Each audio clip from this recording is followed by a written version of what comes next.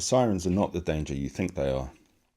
Most people remember them as seductresses luring sailors to their deaths on the rocks.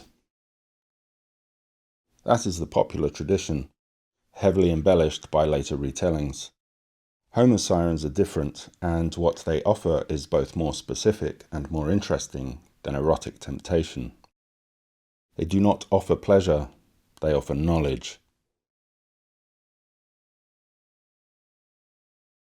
They offer Odysseus a complete account of everything that happened in the Trojan War. All the suffering, all the heroism, all the decisions, the full record of what he and his companions did and endured. They offer him, in effect, the same omniscient narrative access that the poet of the Iliad and the Odyssey has. Knowing all things, knowing what shall be. They are offering him the bard's vision, and the only thing it costs is his life. How Odysseus handles the Sirens is one of the poem's shrewdest portraits of intelligence. How he handles Scylla and Charybdis is one of its most honest portraits of what leadership costs when it runs out. Circe has warned Odysseus about the Sirens in plain practical terms. Tie yourself to the mast, plug your men's ears with wax, and do not listen to anything they offer. The practical solution is straightforward. What makes the episode philosophically rich is asking why it works the way it does. Odysseus does not simply avoid the Sirens. He arranges in advance for the desire to be neutralized before it arises. He does not trust himself to hear the Sirens and resist. He arranges not to be able to act on what he hears. He tells his men to keep him tied regardless of what he says or does. The pre-commitment is the whole strategy, knowing that he will want to go to the Sirens and removing his ability to act on that wanting. This is a strikingly honest portrait of self-knowledge. Odysseus does not say, I will be strong enough to resist. He says, I will not be strong enough to resist, and therefore I will arrange not to have the choice. The desire is real, and he knows it.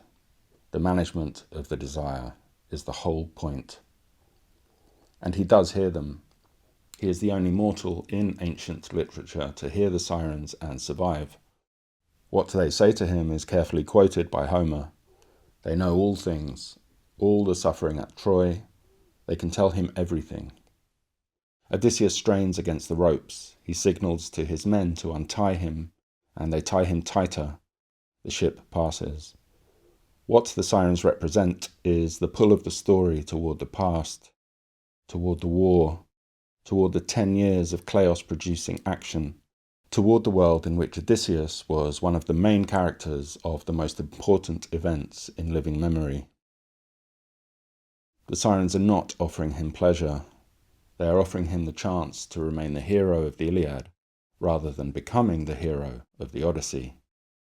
They are offering him retrospective omniscience in place of the uncertain, imperfect knowledge that going home requires.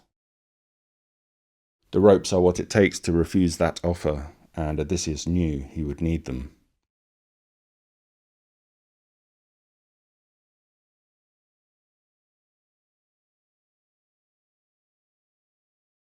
Scylla has 6 heads and 12 legs, and lives in a cave high up on a cliff.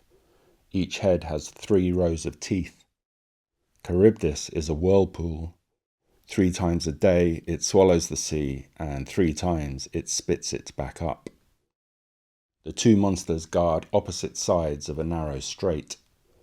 Circe's instructions are clear. Take the Scylla side. The whirlpool will sink the whole ship. Scylla will take 6 men, but the rest will survive. 1 for each head. There is no version of passing through this strait that does not cost something. What intelligence offers here is not how to avoid the loss, but how to minimize it.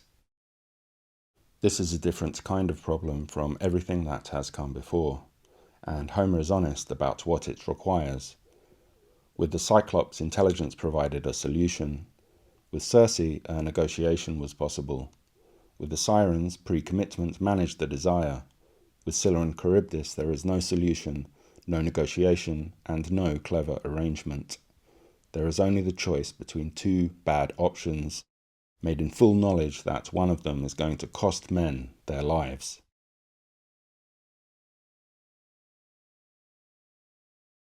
Odysseus knows what is coming. He does not tell his men. Circe has warned him if he arms himself and stands on the deck to face Scylla, he will lose 6 men and waste time. Do not try to fight Scylla. Row hard and accept the loss. He has this instruction. He arms himself and stands on the deck anyway, and 6 men die. Homer describes it. They are lifted from the ship by Scylla's heads, still calling his name, their hands reaching toward him from above. It is the most piteous sight his eyes endured in all his wanderings, and he says so plainly. The episode is the Odyssey's most honest admission about leadership and its costs. The right decision to get through the strait, lose the minimum number of men, and keep moving is not a comfortable one or a heroic one. There is no good option. What has served Odysseus through every other encounter in the wanderings cannot help him here. All it can do is determine which losses are necessary and which would be gratuitous. Odysseus makes the right call. He does not feel good about it. Martha Nussbaum in The Fragility of Goodness calls this the moral situation in which agents face genuine and irresolvable conflict, where any available action involves a real loss, and the only question is which loss is the least. Homer understood this before the philosophical vocabulary for it existed. He built it into the geography of Book 12.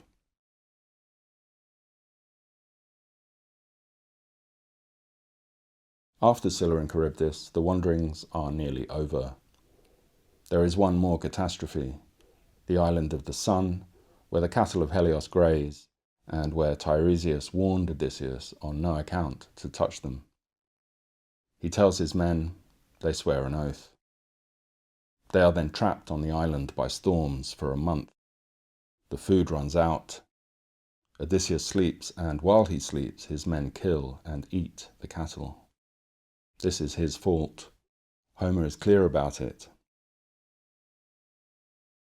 When the storm lifts and they sail, Zeus destroys the ship.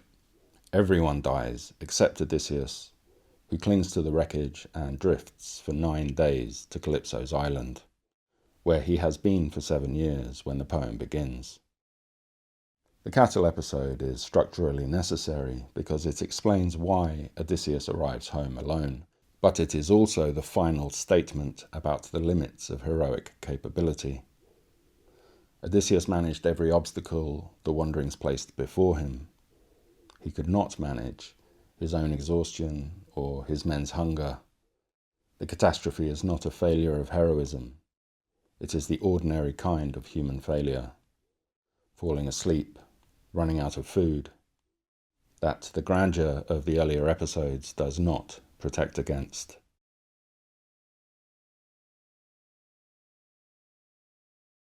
Before we arrive in Ithaca, there is something worth pausing on. We have now followed Odysseus from Calypso's island, through the Phaeacians, through the full arc of the wanderings, the near homecoming at Aeolia, the catastrophe at the Laestrygonian harbour, the year on Aiaia, the dead, and the final gauntlet we have just finished. 6 of the 14 episodes have been the wanderings, and throughout them, every major encounter has been with a woman. Circe, Calypso, Nausicaa, the Sirens, the goddess who has been protecting him since before the poem began, and the woman who has been holding the household together in his absence for 20 years.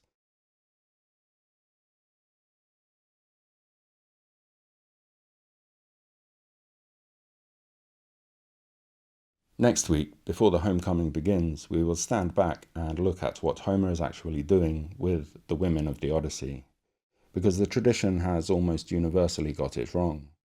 The enchantress, the temptress, the faithful wife, the divine helper, these are the tradition's categories.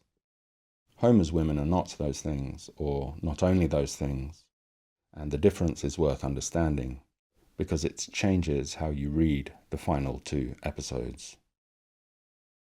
I'll see you next Thursday.